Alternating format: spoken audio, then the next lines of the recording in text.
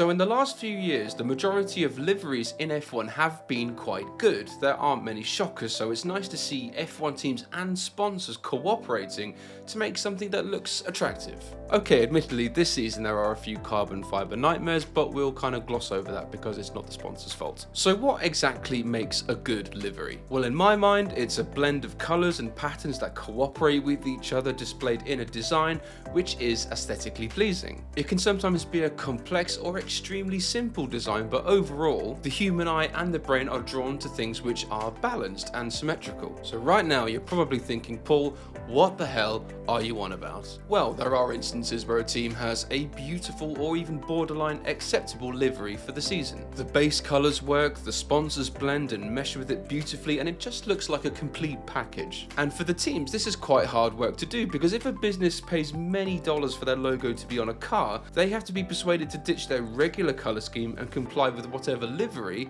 is on the car itself. And credit to them, a lot of sponsors do this as they have an understanding that having your logo on the side of a Formula 1 car is a completely different kettle of fish to having your logo on a billboard on the side of a highway. And we like these sponsors, they're the good guys. But then you have the other ones who don't seem to quite see it that way. And there have been instances over the years where it appears a team has proposed a perfectly good livery and the commercial partner, who could be a title sponsor or even a regular one, just says, no, we're not going to do that. We want our colours and our branding because people really value our soul-destroying company that no one cares about. They're paying all this money in advertising, which means the team is forced to submit and thus redesign and launch a bodged-together colour scheme which would have otherwise been very good had it not been for a stubborn company that doesn't understand. So then you're left with some eyesores and even instances when you see a logo on the side of a car and you think, oh, what's that doing there? So let's get straight into this and look at times where sponsors have ruined liveries. But before we do, don't forget to click subscribe. You'll stay up to date with all the new content and it really helps the channel. Okay, so starting with the most recent, I present to you the 2024 Ferrari sponsored by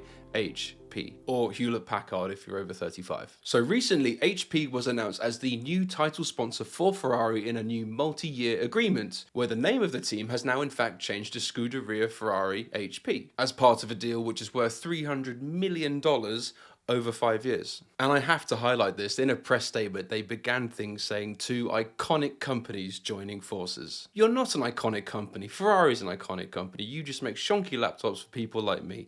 HP, wind your neck in. Anyway, back on point. So prior to this announcement, Ferrari launched a very smart, slightly different livery at the start of the season. Yellow flashes were on the car, which also appeared on the merch, and there was generally a feeling of, yeah, Ferrari have nailed it this season, until HP came along. We were then teased with a special blue livery for the Miami Grand Prix. HP was announced as a new sponsor, and Ferrari really had to kind of scrape the barrel and come up with something of how can we make blue relevant to Ferrari. And in fairness, they did a reference to the 1960s. And everyone was very excited until they crapped out this disappointment, which prominently displayed the blue HP logo, and someone painted in the yellow and white bits into blue as well. Now it looks like moving forward that Ferrari are going to have this logo on the airbox, the halo, the front and rear wings, and also the barge boards, if that's still what they're actually called. And so from my perspective, the blue logo on the car just doesn't look good. It's not a Ferrari colour. But on the other hand, it kind of does the job because your eye is drawn to it, but I suppose not because it's good, but because it's just massively out of place. Now what I do hope for 2025 is that the HP logo is more kind of merged into the branding of Ferrari and the general car itself, just as they have done in the past when they've sponsored teams previously and they've merged with the colours and branding of whatever's being used. Now a white and red HP logo on the airbox and other areas of the car would look great, however, because they are now a title sponsor and have paid for it appropriately, and also that they see themselves as an iconic company, I sense that the blue logo on the Ferrari might be here to stay. But also we have to understand that Ferrari are on a quest for a new identity and to get rid of the smell of Marlboro Red once and for all. But I do hope that HP realise this could all be done so much better, and with just a little bit of compromise, something truly great can be created. Now for the second one here, I sense that this was a last minute U-turn from the sponsor BWT, and I'm talking about the 2021 Aston Martin that had that typical Aston Martin British racing green with a very odd pink line running through the car. Very out of place, a very strange colour combination, and when you look at the merchandise that the team ran for that year in 2021,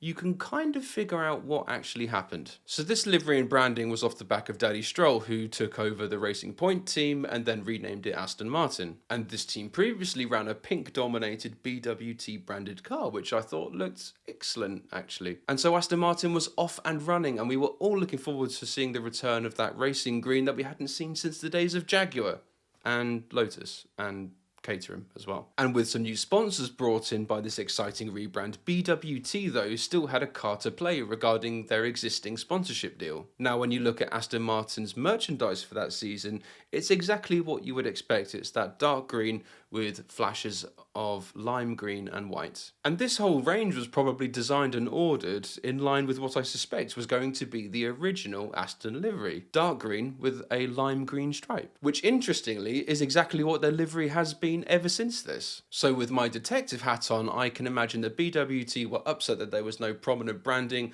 or colour scheme on the car. And with that, they demanded that something be added, like, oh, I don't know, a pink stripe perhaps running down the car. In hindsight, that design was absolutely hideous, but I sensed that Aston Martin may have had their arm twisted. It's just a very confusing looking design. And it didn't stop there either. BWT were even pressing Aston Martin to switch back to a pink livery during the middle of the season because they thought the Aston Martin cars didn't stand out enough on the grid. And Daddy Stroll quite rightly shot them down, and BWT then packed up their toys and left and went off to Alpine to play for a little while, where they wrecked another decent livery, which I'll get into shortly. And now moving on to AlphaTauri. For a team whose branding and colour schemes was only around for a short time, they gave us some really good looking cars. The combination of the navy blue and white just made the car look slick and smart, and it looked fast even when it was standing still, although it wasn't actually that fast when it was actually on the track. It was just a very balanced design, and in 2021 they topped it off with those beautiful white wheels, and I'm amazed that not more teams do this with their cars. Anyway, the cars may not have been the fastest, but at least they look good. Meanwhile, prior to 2023, in steps Polish oil and gas giant Orlen. I say gas giant like it's a planet, it's a company for God's sake. And so after ending their sponsorship with Alfa Romeo, Orlen then entered into a new partnership with AlphaTauri. And rather go with the flow of AlphaTauri creating good looking sharp liveries with that blue and white design, they decided no, this car definitely needs more red. Now having a sponsor of this size on board is fantastic, but the manner in which that red logo was slapped in random places on the car wrecked what I think would otherwise have been an excellent livery and a great continuation of what they've done so far. Actually, the term wrecked is a bit far, it's probably more of a hindrance, but overall just the red didn't fit the car at all. Now there's probably a load of people out there on LinkedIn who describe themselves as disruptors, saying that this sponsor was doing exactly what it was supposed to. And look, okay, I get it. It was attracting the attention, but it was doing it in quite a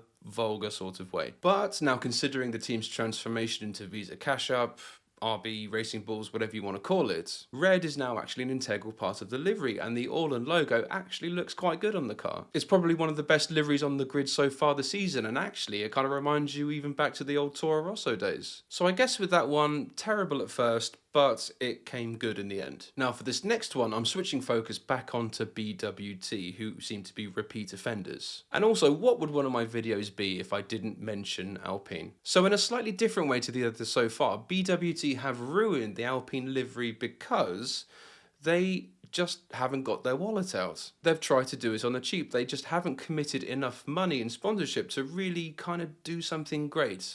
A bit like they did before. So let me explain. So since 2022, BWT have had a title sponsorship of Alpine, which enables them to do a predominantly pink car for the first couple of races of the season, and then revert back to the usual blue with pink bits for the remainder of the year. And there lies the problem, because I think a predominantly pink Alpine just looks so much better, and they would be far better off retaining that scheme for the rest of the season. And so what's annoying about this is that they've given us a great livery for the opening 2 races and then revert back to the old one for the remainder of the year. It's kind of like a bit of a tease, I think. Okay, in 2024 they've given us this carbon fibre black, but we'll just gloss over that. Now it's all down to opinion. You may have liked the blue and pink Alpine livery, but I just wish that BWT had put their hand in their pocket and paid enough to have a pink car all season long, which is far more interesting. However, it was probably out of the question, because the whole purpose of Alpine F1 team is to sell road cars and increase brand awareness, and this needs to be done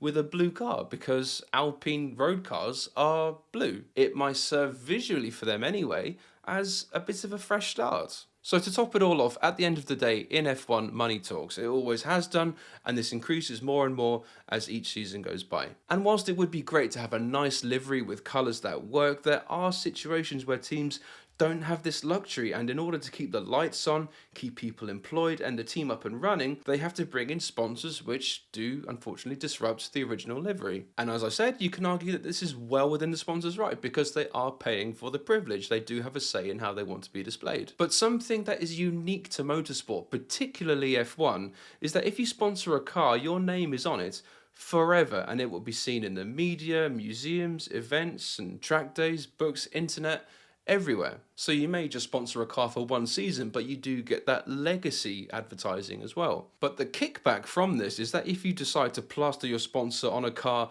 willy-nilly, therefore creating a horrible, strange, confusing livery, that livery will have a legacy and your company name will forever be associated with that livery, which people will probably remember as being a total mess. But then again, you can also argue that there is no such thing as bad publicity. After all, here I am talking to you about these things. So in a way, these logos and these bad liveries have actually kind of served a purpose. So who looks stupid now? So thanks guys, please give the video a like if you enjoyed. Also do let me in the comments if I have missed any out.